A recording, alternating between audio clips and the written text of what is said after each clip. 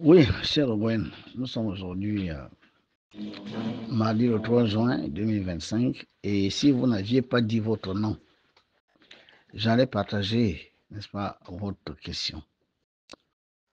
Vous étiez à la conférence et vous nous avez entendu dire, vous m'avez entendu dire que nous devons retourner à la source, Maman Yao, qui est la source des sources, la source de notre tradition et coutume, la source de tous les rites qui se pratiquent au Gabon. Et vous vous rendez compte que sur la place de Libreville et un peu partout dans le Gabon, chaque fois qu'on se rapproche de ces différents rites-là, non seulement c'est très coûteux, pour qu'on vous initie, c'est extrêmement coûteux, ça sort du niveau général, n'est-ce pas, du niveau moyen de la bourse des Gabonais. Et puis, vous avez comme l'impression que très souvent, quand vous sortez de ces initiations-là, la vie bascule. Les choses, généralement, qui allaient moyennement bien, se dégradent. Et vous avez comme l'impression que le maître des rites, au lieu de vous faire briller vos étoiles, les a plutôt récupérées, a plutôt pris de vos énergies. C'est l'impression que vous avez. Alors, dans ce cas, quel est le conseil que je peux vous donner pendant que je parle de retourner à nos rites et traditions? Bon, si vous aviez bien suivi la conférence, moi, je n'ai pas de problème avec mes frères des rites. Ce qui est surprenant, c'est que apparemment, ils me regardent maintenant comme les religieux. Les religieux, je leur démontre que le Nouveau Testament et tout ce qui est à l'intérieur, il y a 5% de vrai, 95% de faux. Et ce n'est pas le maître Basile Vekon qui le démontre. Le maître Basile Vekon a fait le relais entre les travaux des scientifiques, des archéologues, des historiens, tout ça. Et vous. Et pour étayer ses arguments, il fait des extraits des livres qu'il a parcourus. Mais quand les pasteurs et les prêtres disent de ne pas lire un autre livre que la Bible pour parler de Dieu, mais à ce moment-là, le Dieu qu'ils connaissent, c'est donc le Dieu des pasteurs et des prêtres. Parce que ailleurs, on a parlé de Dieu, qui est un principe universel. Il n'y a pas un Dieu pour le Gabon qui n'ait pas des lois qui sont semblables au Dieu du Japon, de la Chine, et qui sont semblables au Dieu créateur, parce que Dieu créateur crée tout le monde à son image. Par conséquent, nous sommes régis par les mêmes lois. Il faut les comprendre du haut pour venir les appliquer en bas. Et c'est ça le travail du maître Basile Vekoum. Bon, maintenant, j'ai dit à mes frères de rite que la divinité du Gabon, qu'ils le connaissent bien, mais ce n'est pas parce qu'ils la désignent par un autre nom que ce n'en est pas moins la divinité du Gabon. Leur sita ou leur arbre sacré, la tête là, c'est une femme, mais cette femme c'est qui? Dans les églises et même dans certains rites, on parle de Dana Maria, on parle de la maman Marie, la mère de la vie, etc. Mais il s'agit de quelle femme? Qui est la mère de la vie? Marie est où? C'est qui? Bon.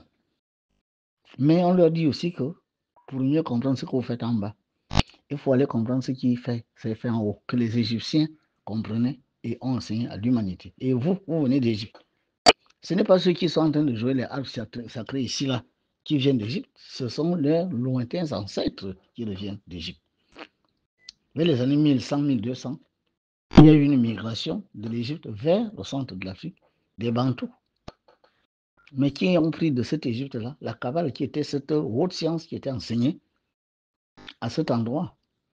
Mais la Kabbale, elle est universelle. Il n'y a pas eu une Kabbale spécifique d'un pays. Non, on parle des lois de feu et de qui sont les mêmes.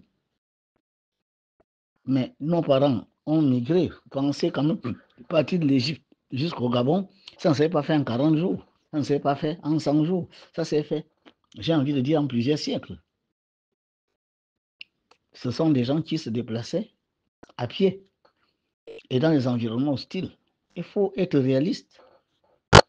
D'ici l'Égypte, c'est au minimum 4000 km.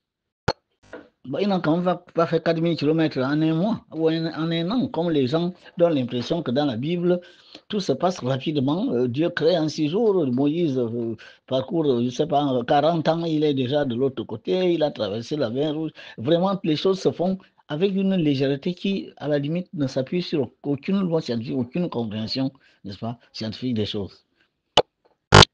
Mais quand ils ont fait tout ça là, ils n'avaient pas les écrits. Nos parents n'avaient pas l'écriture, mon Dieu. Pourtant, c'est pas moi qui le dis. Où est-ce qu'ils ont écrit? Ce sont des traditions qui se sont transmises par l'oralité. Mais ce n'est pas les mêmes qui sont partis d'Égypte, qui sont arrivés au Gabon. Il y a eu des gens qui sont décédés, qui ont transmis ça à leurs fils. Eux-mêmes, ils sont décédés, ils ont transmis. Donc ça s'est transmis comme ça quand même. C'est quand même réaliste. Non, on ne peut pas partir de l'Égypte, arriver au Gabon en 40 jours. Et que les 100 personnes qui partent d'Égypte arrivent 100 personnes au Gabon. Il y a eu des décès, il y a eu ça. Quand même, ce sont des choses qu'un esprit quand même équilibré peut comprendre. Ce n'est pas un problème de foi. Bon, ils arrivent ici, ceux qui ont retenu quelque chose là-dedans, mais ils ont commencé à pratiquer ça ici.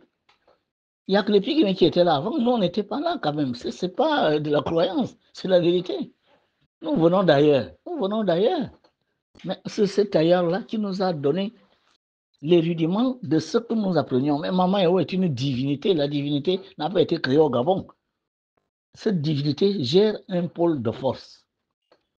Par conséquent, elle est parfaitement au courant de toutes les lois mystico-spirituelles, de tous les 4 éléments qui se manifestent sur la terre. C'est une divinité. Donc, ce qui s'enseigne en Égypte, elle sait ce qui s'enseignait, n'est-ce pas, dans les Indes. Elle connaît ce qui s'enseignait partout parce que toutes les mystico-spiritualités du monde parlent que de 4 éléments. Feu, air, eau, terre. Et le 5e élément, l'esprit ou la conscience de Dieu. Il n'y a pas un seul ordre initiatique qui ne parle pas de ça. Et cette énergie se manifeste dans le système solaire. Et un système solaire que nous pouvons voir, qui a un corps physique et un corps spirituel comme nous. Mais nos maîtres de rite, on leur dit que ce que vous savez là est bon, c'est bien. Mais si vous voulez mieux comprendre ça et servir vos semblables, allez un peu plus loin. Et c'est pour ça que maman leur dit, je suis la source, je vous envoie quelqu'un qui a ma science. Le bouddhisme est une science inspirée par la divinité du Gabon. Ce n'est pas Mbenkouna qui invente ça, parce que les rituels que je vais vous apprendre, le langage que je vais vous apprendre, les techniques de méditation, de prise de conscience de son existence, de sa présence, que je vais vous apprendre l'utilisation, n'est-ce pas, des accessoires, y compris les accessoires de notre forêt, les peaux de bête, les griffes, les os, etc., les écorces d'arbres, tout ça là, ajouté au son de nos instruments, l'ombette, le menzang et le tam-tam, tout ça là, les rachias que vous portez, les torches indigènes que vous allumez, les étangs dans lesquels vous plongez vos malades, tout ça sera enseigné dans le bouddhisme avec beaucoup plus de scientificité. Parce que tenant compte de ce qui s'est enseigné en Égypte, le maître Vasile Bekoué était un maître des enseignements mystico-spirituels de l'Égypte antique, c'est-à-dire essénien. C'est ça que je dis à mes frères, mais apparemment ils n'aiment pas ce message parce que les gens sont juchés sur leurs égaux, comme le pouvoir les voit, on les expose comme de grands maîtres. Bon, ils n'ont plus rien à faire de ce que dit la divinité. Mais tout à l'heure, vous vous apercevez de ce que vous venez de me dire. Les échecs que vous constatez sont tout simplement parce que ces gens-là, contrairement à ce qu'ils vous disent, ils n'ont pas cette science, ils ne l'ont pas véritablement. Ils doivent faire des recherches pour aller comprendre comment ça se manifeste depuis le haut pour que ça se manifeste au niveau du Gabon. Quand je vous parle des plans spirituels, dès que quelqu'un mange du boga, il se projette. Mais question, est-ce qu'il contrôle cette projection? Vous voyez bien qu'elle n'est pas consciente. La personne n'est pas capable de décider là-bas que je suis dans la sphère éthérique de la Terre, moi je me projette dans l'astral terrestre. Et arrivé dans l'astral terrestre, il n'a pas les noms des hautes entités qui gouvernent là-bas. Le plan astral de la Terre est peuplé de milliards et de milliards de créatures. Ces créatures ne sont pas tous humaines. Ces créatures n'ont pas tous la même conscience, le même niveau de conscience, n'ont pas tous le même karma. Il y a plein de rencontres que vous pouvez faire là-bas qui ne vous apportent pas grand-chose en termes d'évolution. Vous rencontrerez là-bas plus facilement encore des êtres lourds, denses, ténébreux, que des êtres lumineux qui sont difficiles d'accès.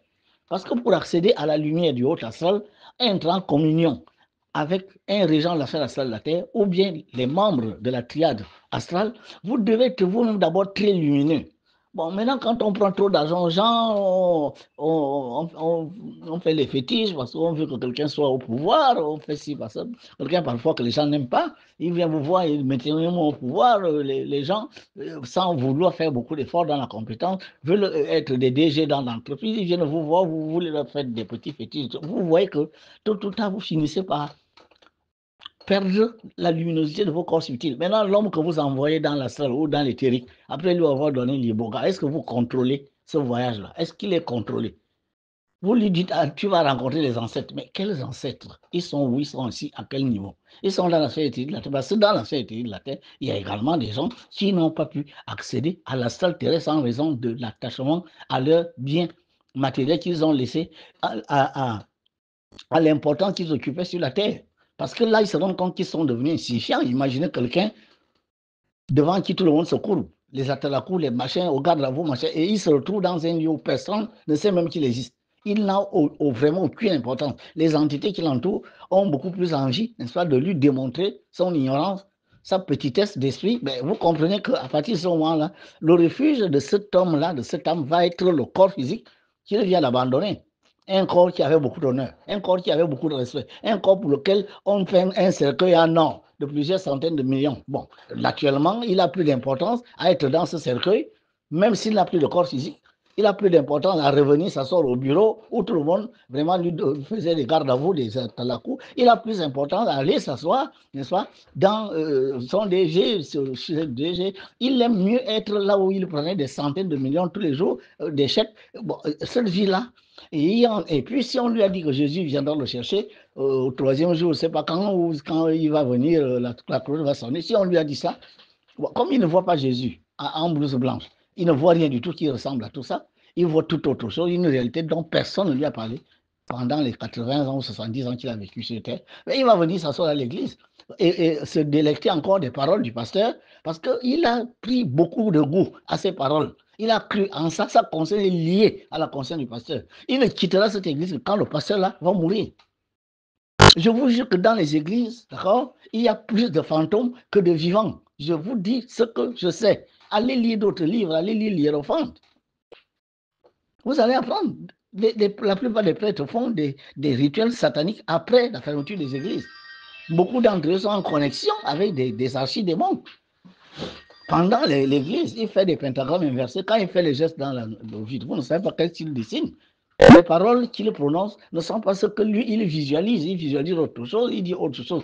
Mais toute cette magie noire que pratiquent les hommes de Dieu dans les églises, et parfois même dans les mosquées, est-ce que vous savez ça? Vous ne savez pas, parce qu'on vous a dit, ne lisez pas autre chose que la Bible, pour éviter d'aller découvrir la vérité.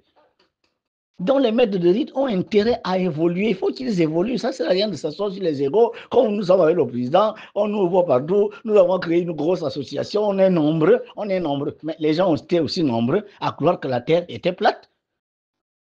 Des millions, des milliards de personnes, l'Église leur a fait dire que la terre était plate et qu'elle était au centre de l'univers. Mais surtout qu'ils disaient, les papes de l'époque et leurs cardinaux et tout le monde, ils disaient que c'est Dieu qui leur a dit ça. Comme aujourd'hui, Dieu leur dit que Jésus reviendra. Dieu leur a dit, n'est-ce pas, qu'ils vont entendre la résurrection dans les tombes. C'est Dieu qui leur dit tout ça. Mais ce que Dieu leur dit n'a jamais été vrai. Les maîtres de rite font la même chose. Ce qu'ils croient comprendre là, il y a des choses qu'ils ne comprennent pas. Et quand le maître Vasile Vécon leur dit, même si vous êtes maître dans votre temple, entrez dans l'égoïsme, vous allez apprendre en haut ce qui est en bas. Ils se disent, moi j'ai un doctorat en psychologie. Qu'est-ce que le maître Vasile Vécon va m'apprendre? Moi j'ai un doctorat en philosophie. J'enseigne à l'université. Et puis je suis bouddhiste. Donc si je suis déjà intellectuel de haut niveau et que je suis initié au bouddhisme, le maître Vécon ne peut rien m'apprendre. Il parle du maître Vécon. Ce n'est pas le maître Vécon qui vous demande de revenir à la recherche, c'est la divinité qui a créé les vies dans lesquelles vous prévalez de connaître les différents fondements. Voilà l'histoire. Donc les échecs dans les temples ne vous étonnent pas. Que ces gens-là se mettent à prendre plutôt vos énergies, que cela ne vous étonne pas, mais puisque la plupart d'entre eux, en raison de la ténébrosité de leur corps subtil, je suis désolé, dire que je suis grand maître du boutique, combo, machin, oui, ça tu le dis, mais est-ce que tu l'es?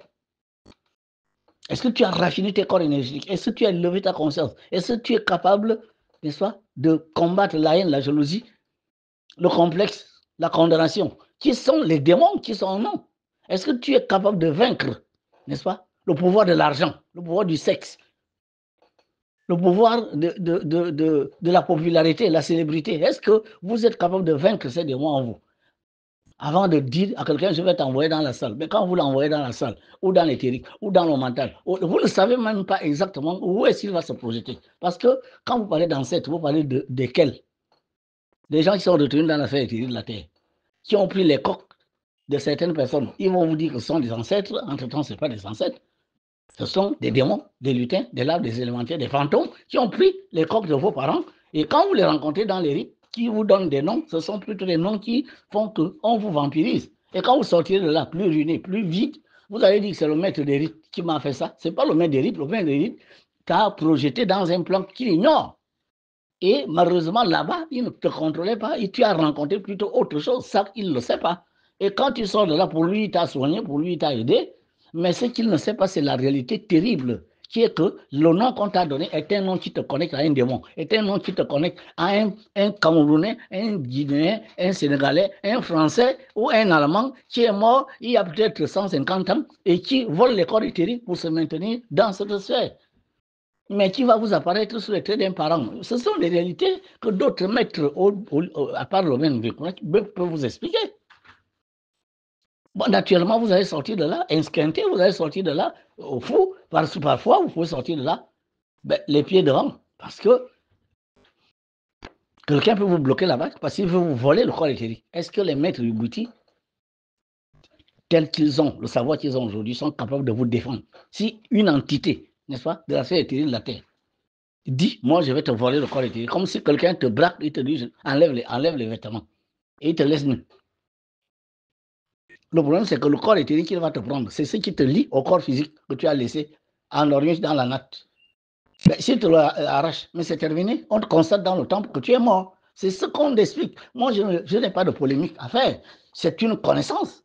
Mais qu'ils aillent alors lire ailleurs, avoir un diplôme de philosophie, à être docteur ainsi, à enseigner dans l'université, ne te vous donne pas, n'est-ce pas, forcément la connaissance mystico-spirituelle dans les différentes dimensions de notre planète et de notre système solaire. Ce sont des enseignements qui n'ont rien à voir avec les enseignements intellectuels. Nous ne sommes pas au courant que les Moïse, les autres, n'est-ce pas, qui ont fait de grandes expériences mystiques, avaient forcément des doctorats, étaient forcément des maîtres de conférences dans les sciences matérielles. Je suis désolé. Donc, si les gens ne veulent pas, n'est-ce pas, descendre de leur nuage, il n'y a pas de problème. Quand les gens vont se rendre compte que je donne 800 000 pour terminer dans la lune, je donne 1,5 million, je suis allé dormir dans une natte, et après, je me rends compte qu'on m'a plutôt pris mes énergies, mais les gens vont commencer à ne plus aller là-bas. Et le retour aux sources risque d'être un échec. C'est pour ça, maman, que l'égoïsme. Mais venez à l'égoïsme, je vous demande quoi? Pourtant, ce que vous allez avoir là comme enseignement, c'est à l'image de mes conférences. Les questions que vous me posez, il n'y a pas une seule question à laquelle je n'ai pas de réponse. Et les réponses que je vous donne, je crois que convaincre tout le monde. Ça veut dire que quelque part, il faut reconnaître que la science se trouve là-bas, la connaissance se trouve là-bas. Et puis, on descend de son petit nuage et on cherche la voie pour que dans 5 ans, 15 ans, 10 ans, eux qui sont plus jeunes que moi, restent à enseigner les véritables rites du Gabon dans toute leur totalité, dans toute leur excellence, dans toute leur pertinence. C'est de ça qu'il s'agit. Bon, maintenant, si je les ai invités à la conférence, ils n'étaient pas là. Ils n'étaient pas là. Je suis désolé, mais bon, il n'y a pas de problème. Hein. Ceux qui suivront le maître Basile Bekounou, suivront Maman Yao, suivront la divinité placée sur la nation gabonaise et vont tout à en tirer les bienfaits, aussi bien dans leur évolution que dans la compréhension des lois de ce que nous avons appelé le Gabon, mais qui s'appelle le Goué, et dans la réalisation qu'ils pourront faire sur cette terre. Voilà de quoi il s'agit. Dieu bénisse le Goué.